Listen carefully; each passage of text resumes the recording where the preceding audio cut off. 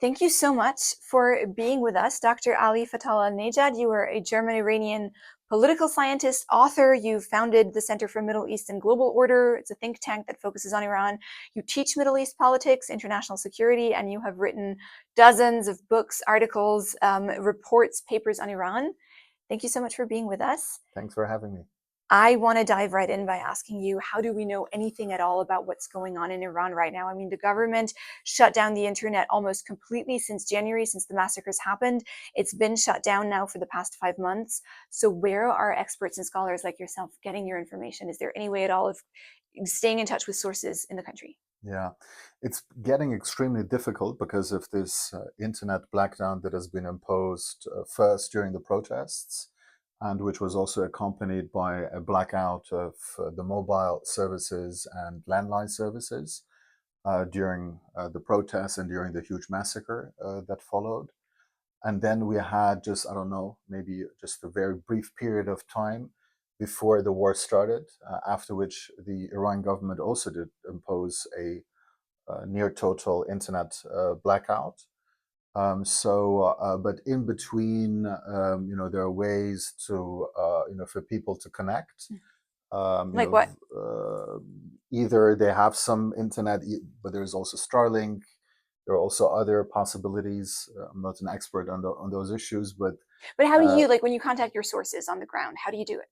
I'm not a journalist, so I do not rely on sources on the ground for my work necessarily, but I do have my contacts, scholars and analysts who are based in Iran. So I try to get in contact with them as often as I can, but it's getting extremely difficult because of this internet shutdown. Yeah. So based on the very few things that we know, based on who we see leading the negotiations, based on the positions that the regime is putting forward, some analysts are saying that the hardliners within the regime are winning out at the moment and that they seem to be gaining the upper hand. Do we have any insight at all into what's happening inside the regime and sort of the changes that have happened since the death of Ayatollah Khamenei? Yeah. I mean, first of all, we have to be very careful when we talk about a kind of dichotomy within Iran's regime between so-called hardliners and moderates. This has been, quite an, partly a fabrication by the Iranian regime itself, but also by some people in the West. Of course, there are different wings within the Iranian establishment. So there are more, all of them are, it's an exclusively Islamist political spectrum, starting from extremists and fundamentalists all the way to conservatives, pragmatists, and so-called reformists. And the reformists have been, quite an important faction for many years. They've been extremely sidelined over the last years, so they don't play that huge of a role anymore. When it comes to the current situation, we have, as you said, at the outset of the war, we had the decapitation of Iran's political and military leaders, above all, Supreme Leader Ali Khamenei. And after that, we had, another, important elimination and assassination of Ali Larijani, who was the secretary of the National Security, Supreme National Security Council, and one of the chief security, politicians, basically in Iran. So there have been, as a consequence, there has been a lot of reshuffling. So there have been new, appointments because of those decapitations. We have a new commander-in-chief of the Islamic Revolutionary Guard Corps. And then, so so there are different factions within probably a wider hardline, or as the Iranians would put it, a principalist camp. And then within that spectrum, there are more hardline elements and there are less hardline elements, maybe. But then again, depending on what you look at, are you looking at foreign policy, or are you looking at domestic politics? Because on domestic politics, all of them do rely on the iron fist of repression against their own population. In foreign policy and geopolitical preferences, when it comes to the issue of diplomacy, they may have different views, in fact. But on the whole, what I'm hearing is we're probably getting more of the same. Yeah, I mean, the regime has not changed, although Trump has suggested that he did a kind of triple regime change somehow, which he absolutely did not do. So we have the same kind of regime. But it is true that the IRGC, that has been a part and parcel of the power center in Iran, has assumed a much more important role given the war, because they're obviously conducting the war, so their standing within the Iranian power structure has been elevated. But then again, the RGC is no monolith, and then again, all the politicians that also we usually talk about, including Speaker of Parliament Ghalibaf, who has been the chief negotiator, all of them have some kind of connection, if not background, with the IRGC. So it's not a distinction between the military apparatus and a civilian apparatus. So it's a kind of rivalry of elements within and near the IRGC. But definitely sort of the same hardline positions that are being represented. I want to move away from the regime a little bit towards what's happening with the population, right? Because the massacres in January didn't happen out of nowhere. There have been repeated uprisings in Iran over the past few years due to the dire economic situation in the country, and most recently, of course, ending in the brutal massacre in January. And at that point, quite a few Iranians that I spoke to were actually hoping for the US to intervene, because they were telling me, we don't see another way how this could change. We don't see another way out of the situation. And now that the United States has, of course, intervened, there is no sign of regime change. There's no sign of any clear benefit to the Iranian people. So do you have any sense of whether there's been a rally around the flag effect among the people? Any sense of, despite this resentment towards the regime, a sense of disappointment that the US intervention didn't bring any of what the Iranians had hoped it would bring? Yeah, I mean, starting from the outset, I think so I suggested 8 years ago, at the turn of the year 2017-18, that what we are witnessing in Iran with novel forms of nationwide protests is the start of a long-term revolutionary process in Iran. There has been a lot of disillusionment. With every protest wave, the regime is losing, important social bases or social groups. It has imposed structural crises that are very deep on its population because of its misleading policies. So Iran is in the throes of a long-term revolutionary process ever since 2017-18. And then we had the de facto continuation in November 2019. We had in the autumn of 22 the Women Life Freedom Movement. And now more recently, we had this uprising that started on December 28th within the Bazaar, that has been also conventionally understood to be a loyal social base of the regime. Triggered again by the economic crisis, but spiraled very quickly into the political realm, calling for regime change, basically, for the overthrow of the Islamic Republic. And then the authorities in Iran have responded with utmost brutality, probably killing tens of thousands of people within a matter of just a few days, because they were seeing those large crowds. So we can assume there were several millions of Iranians who had taken to the streets, in 400 locations. So this time around, it was, in terms of the numbers, it was the highest probably that we had. But the realization after this huge massacre that happened was that, how come we, as Iranians, take to the streets every 1 or 2 years and risk our lives? And we have now even reached a critical mass, because in the academic literature, there is the suggestion that if, for instance, 3% of the population do take to the streets, then they can eventually bring about change. But the Iranian example showed that if the state is willing to kill its own citizens en masse, this will be very difficult to attain, actually. So against this backdrop, there was some kind of hope, and that the international community gonna step in. There were even calls for some kind of humanitarian intervention from outside, even by quite renowned human rights and activists in Iran, lawyers who were asking for some kind of humanitarian intervention. So there were, among some segments of the Iranian population, some hopes pinned on, on the U.S. and Israel to bring about regime change, to topple the regime. But the longer I think this war lasted, the deeper the realization that this may not be the outcome of this war, plus the fact that it is very unlikely that you can bring about regime change merely through airstrikes. And there is no appetite whatsoever in the post 9/11 world in the United States and the West to bring in hundreds of thousands of ground troops to bring about to push for regime change. Also, it's a question whether this has been, the goal of the United States or Israel or not.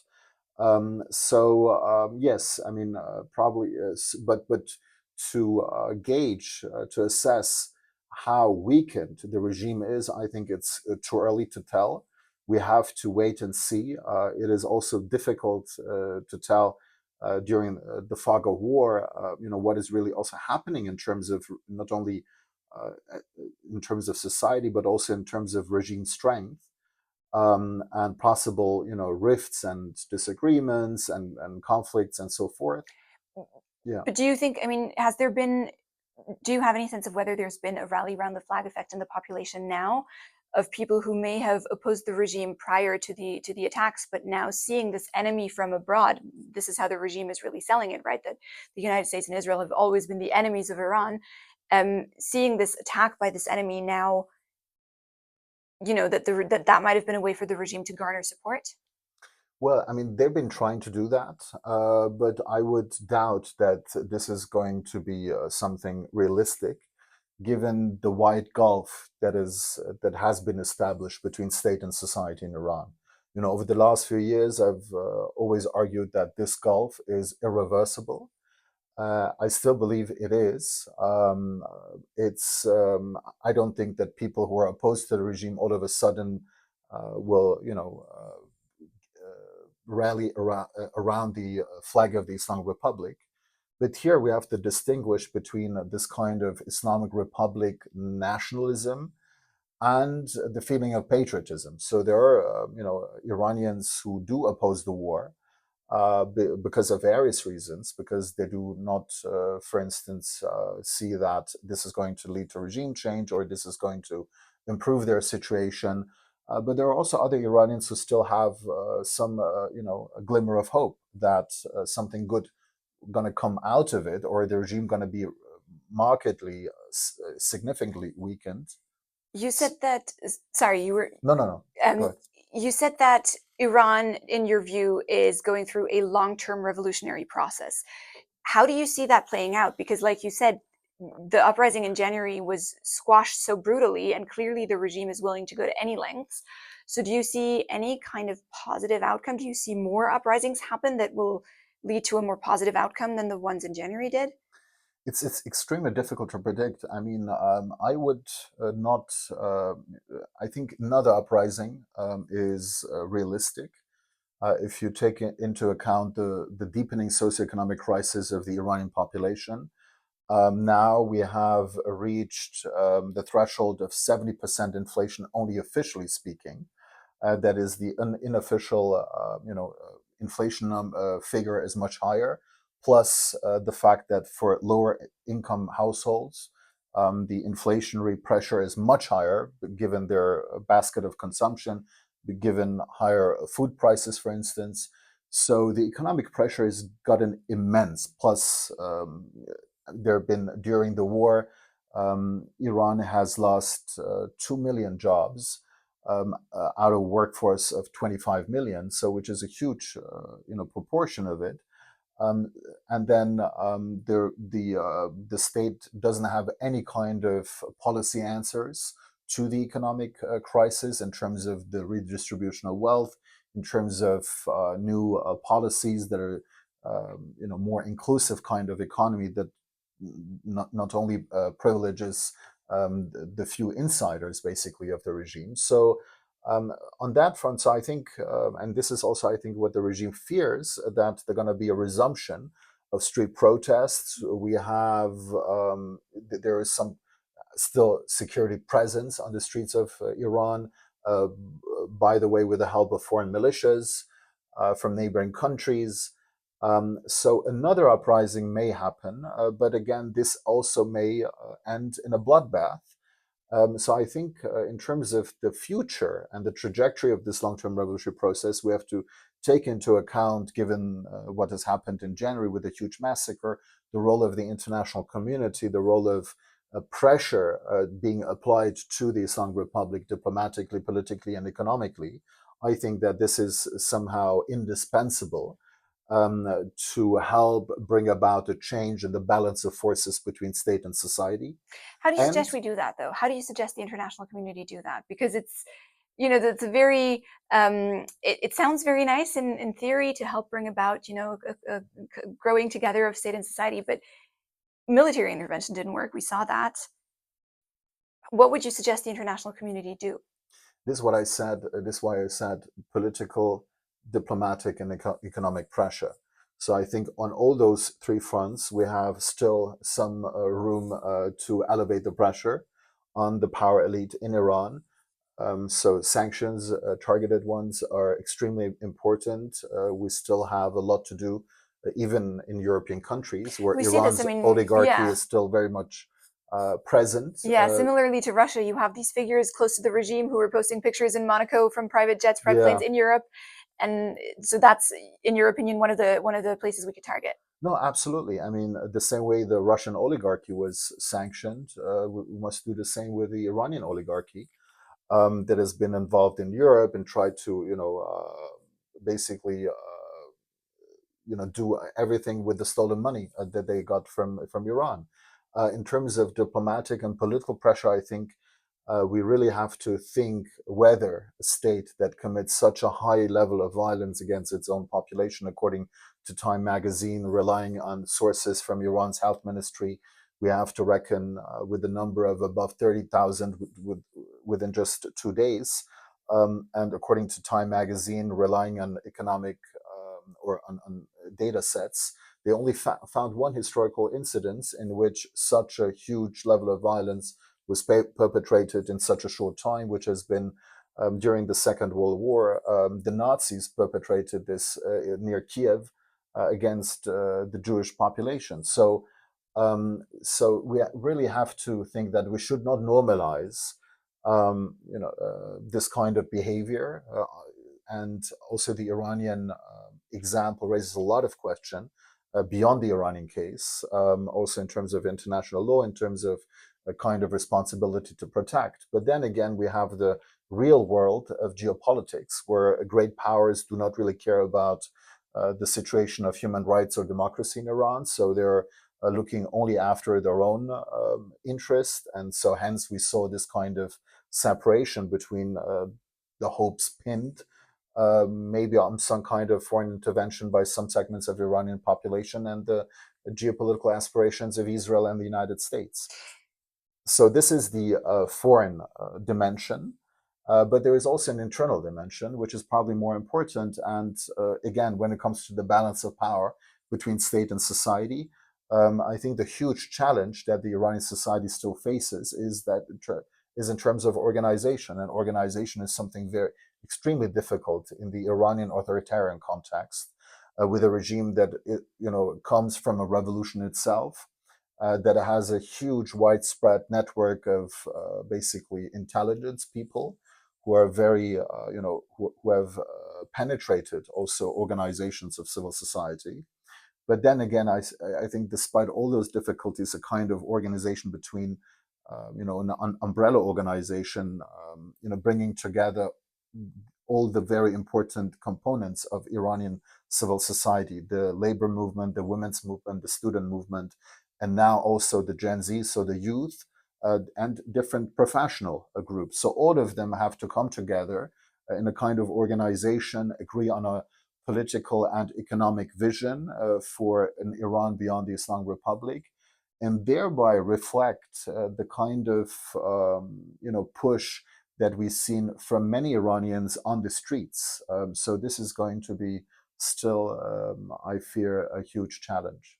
I mean, I was just going to say, how realistic is that when people don't even have internet to connect, right? How would you suggest the opposition connect when they?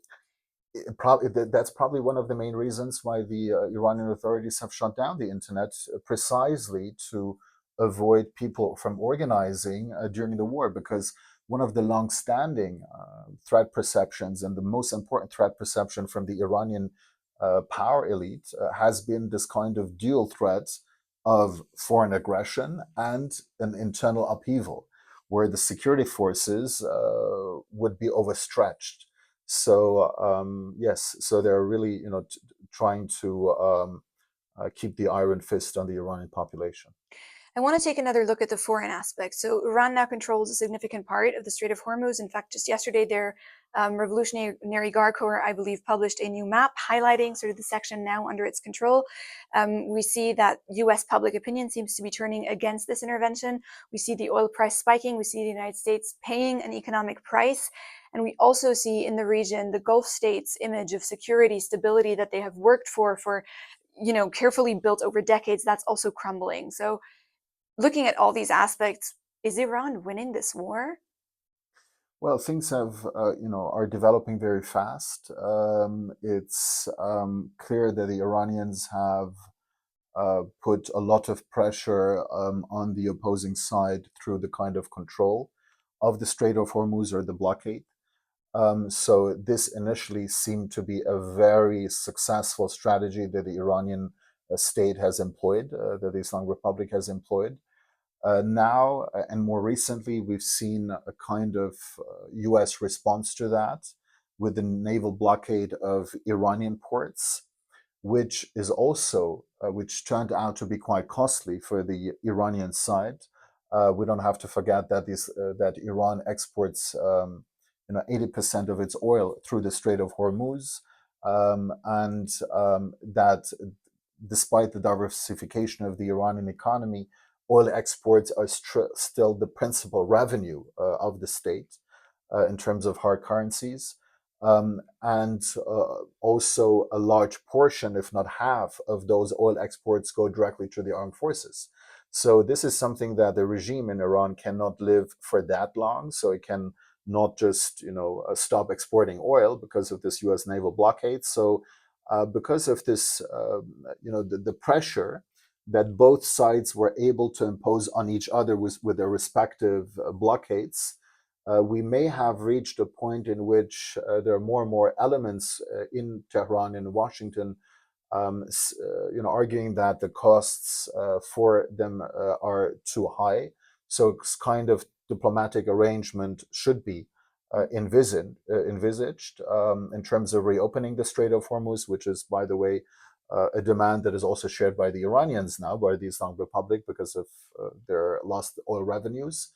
And there are other issues of contention. The nuclear issue, which is at the top of Trump's head. But beyond that, we have also other security issues to be dealt with, notably Iran's ballistic missile program and drone programs, which are a thorn in the flesh, not only of Israel, but more so even for the GCC states, so that is the Arab states of the Persian Gulf, that have been on the receiving end of the bulk of Iranian retaliatory strikes during the war. So this is something that the GCC has to, has to see addressed. So we'll see if we come to some sort of resolution. We'll see if we come to some sort of resolution there over the next few weeks. But I do want to get your thoughts on one last sort of geopolitical overarching topic. Iran signed a 25-year pact with Beijing 5 years ago already in 2021. We're now seeing it cooperate quite closely with Russia. Military experts are saying that most likely Moscow is providing the intelligence that Iran has needed to strike US military bases in the region. Talk to us a little bit to finish off this interview about this axis between China, Iran, and Russia, and how you see it impacting global politics, global security over the next few years. Yeah. So, I mean, the Iranians have forged long-term agreements with both China and Russia, with Russia over a time period of 20 years, with China over 25 years, and the context of which we don't know about. So those are intransparent deals, quite comprehensive ones, that the Iranians at least, or the Iranian government at least, portrays as strategic. And the backdrop was that the Islamic Republic was hoping, because of external US pressure, but also internal pressure of its own population against them, that they have to look for some kind of outside guarantors of survival and to provide those outside guarantors of survival with some kind of benefits, be it political or economic. So this has been the raison d'etre behind those long-term agreements. But those two powers turned out to be precarious partners during the 12-day war in June 25, between Iran and Israel. They didn't come to Iran's rescue, militarily speaking. But both of them have their interest in keeping the Islamic Republic alive because of the asymmetry of power. They still benefit a lot. Maybe the calculation from the Chinese side is going to be modified a bit because of the Iranian disruption of the entire Gulf, or upon which the Chinese depend heavily in terms of oil purchases. But the bottom line is that despite some support from Russia and China for the Islamic Republic, be it in terms of intelligence on the Russian side, be it sometimes in terms of some kind of conduits to circumvent sanctions, be it on some kind of lower level military levels. So this is not this constellation is not going to translate into a veritable axis. So we're not talking about an axis. So we're rather talking about an opportunistic alliance that has been formed against the United States, but then again within those three actors, Russia, Iran, and China, there is one that is not totally opposed to the United States because of various interdependencies and so forth, which is China. So China has a different view on relations with the United States than Russia and the Islamic Republic have. So it is something to look at, but from a lens that allows us to see the gray zones. Yeah, and so it's not a coherent value set that unites the three. I want to get to my final question, and Matter of Fact is very much a European publication, but it's also an unbiased, nonpartisan publication. And so I want to ask you finally, what is something the European left gets wrong about Iran? And what is something the European right gets wrong about Iran, in your opinion? Well, it's a very difficult question, but what the European left is getting wrong about on Iran is when it has a tendency to portray regimes that are opposed to the United States as somehow progressive. So I think this is a malaise with much of the Western left, which has also not escaped the attention of intellectuals inside of Iran. Some of them would call them some kind of axis of resistance left. A very dear political economist friend of mine, Mohammad Mawju, put it as such in a recent piece of him. So this kind of idea that the Islamic Republic of Iran is the great, supporter of the Palestinian cause, or that Hamas or Hezbollah or the Houthis in Yemen are somehow fighting a just war for the liberation of Palestine, for the liberation of all the people suffering from U.S. imperialism. And so at a larger point, it's the misconception that imperialism is only something that pertains to the United States, whereas we do have also other non-Western imperialist powers, or powers that are quite problematic in terms of their policies. So this is the kind of lens that still, I think, an important section of the left in the West still uses to understand what is going on, which is heavily misleading because it doesn't provide agency to the Islamic Republic of Iran as a regime first, and also it doesn't provide agency to the Iranian people because it disregards their struggle. It only sees them as pawns at the hands of imperialism. So this is why it doesn't show the kind of solidarity that it should with this kind of Iranian struggle for liberation and democracy. On And the of right. course, what the European right misreads about Iran is the kind of lens that they would also employ. Sometimes this lens is very much influenced by Islamophobia. So it's the kind of demonization of everything that has an Islamic connotation. And there's also another tendency that is quite hawkishly pro-Israel. So it would regard, any kind of challenge of Israeli policies to be, to be bad.